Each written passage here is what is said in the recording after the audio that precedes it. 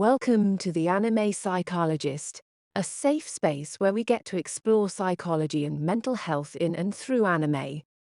If this is a space you're looking for, please do subscribe and comment below for more ideas.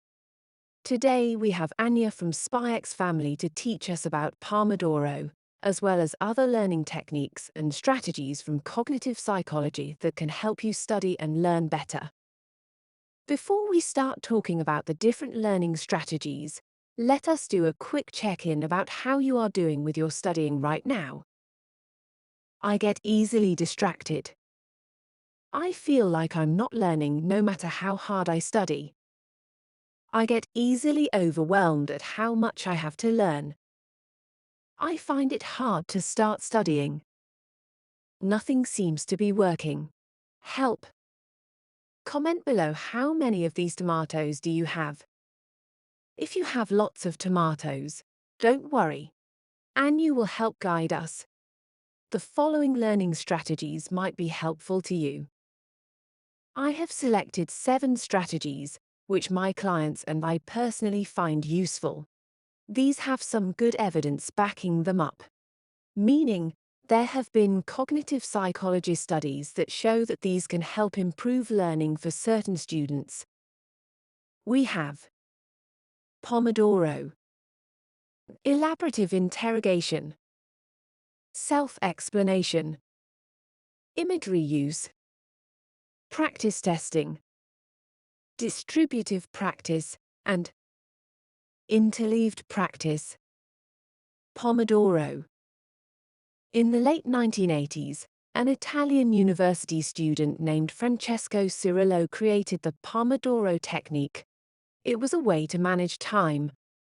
Its name comes from the Italian word for tomato, because Cirillo started using a tomato-shaped kitchen timer to monitor his work intervals. There are 8 simple steps to practicing the Pomodoro. Step 1. Find a task you need to work on. Be specific. For example, you would like to start a report or make improvements in a project. Step 2. Set a timer for 25 minutes. This entire 25-minute cycle is called 1 Pomodoro. Step 3. Start working on your task. Focus only on doing this task for the entire 25 minutes. Step 4. When the timer rings after 25 minutes, take a 5-minute break. Relax, stretch, or get some coffee or a snack. Step 5. Repeat the 25-minute Pomodoro and 5-minute break cycle. Do this 3 more times. Step 6. After you complete 4 Pomodoros, you can take a longer break, like 15 to 30 minutes. Step 7. Keep track of how many Pomodoros you complete on a document. It helps you see your progress. Step 8. Continue this process until you finish your task or reach your goal.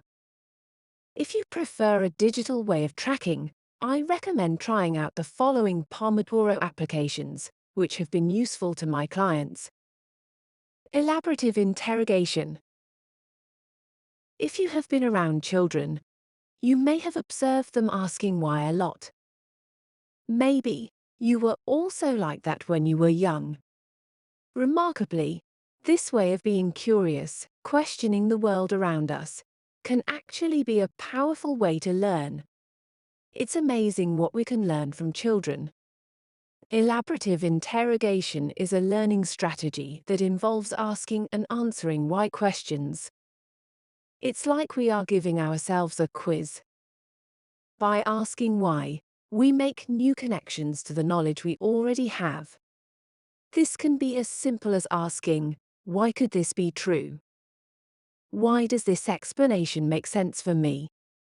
Or why is this true instead of some other explanation? It's important that the question we ask ourselves is clear and meaningful. Not only that, but we should also have some access to knowledge that we can draw from.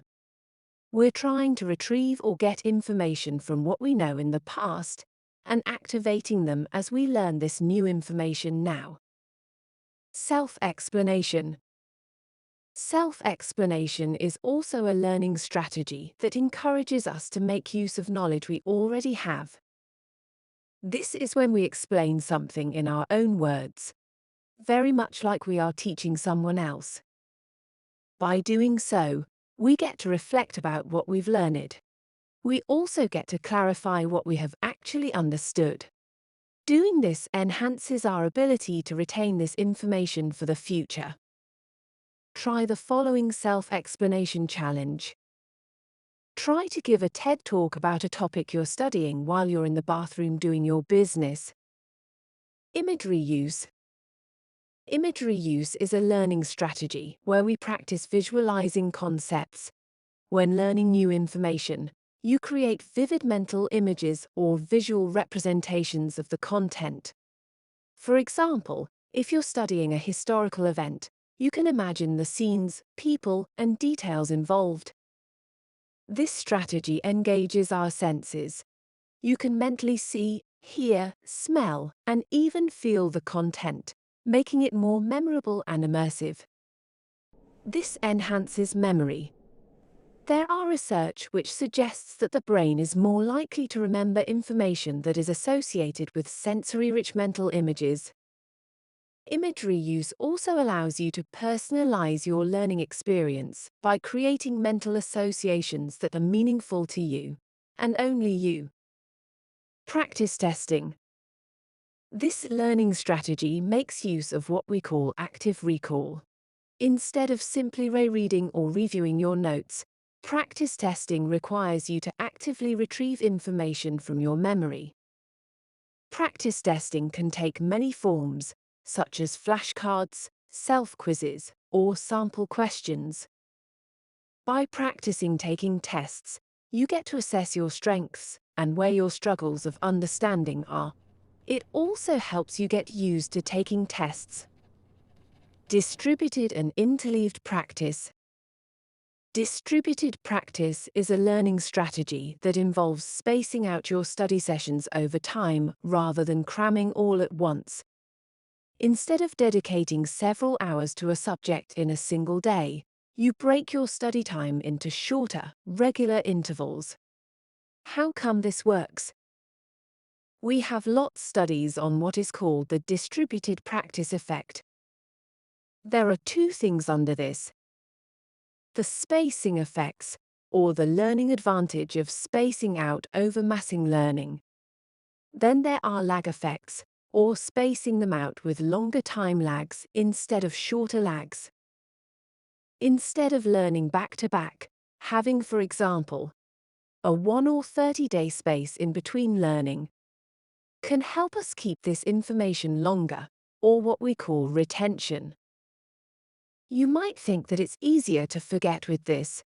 However, when we're talking about long-term retention, or remembering what you've learned for a later time, this strategy works effectively. This is because there's this theory called deficient processing. When we restudy the same material so close to the first time we did, the second learning opportunity can suffer. For example, you decided to take notes about a lecture. After an hour, you decided to reread them. You feel very confident that you have now remembered the material because you can recall almost everything well. Only to be surprised a month later, nothing actually stuck. This approach enhances long-term memory retention and understanding because it allows your brain to slowly take in information over multiple sessions, which strengthens your grasp of the material. Interleaved practice, on the other hand, involves mixing in different subjects or topics within a single study session. Instead of focusing exclusively on one subject, you switch between related or unrelated topics. This method challenges your brain to differentiate and apply knowledge to various scenarios, which can improve your ability to discriminate between concepts and promote deeper understanding. What could a study session look like with all these cognitive strategies in place? Before I give suggestions, remember that our learning styles are all different. I recommend starting with your own style and finding ways to integrate or improve by adding or substituting the strategies here. Learning a learning strategy involves learning, so it takes time and practice to figure out what are the best ways to study and learn that works well for us and that fits us. It should fit our neurodiverse or neurotypical minds, our social and environmental limitations, and our time. The Freeren strategy, inspired by our beloved mage, Freeren. Do your rounds of Pomodoro for one day, then take practice tests the next time you return to study the same material around 5 days or more. You can do this as frequently as you can. The longer time in between, the better. Test your knowledge a month or even a year later.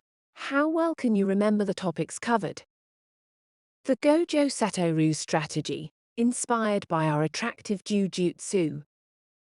Do your Pomodoro while incorporating visual elements. In between Pomodoro sessions, try learning another topic or doing something that is different from what you're studying. The Detective Conan strategy. While studying or working, try to ask yourself why questions and answer them to the best you can. By the end of your study or work session, explain to yourself what you know, like you are giving a conclusion about a case. I hope that helps. Please subscribe for more anime mental health content. Until next time, take care, fighting dreamers.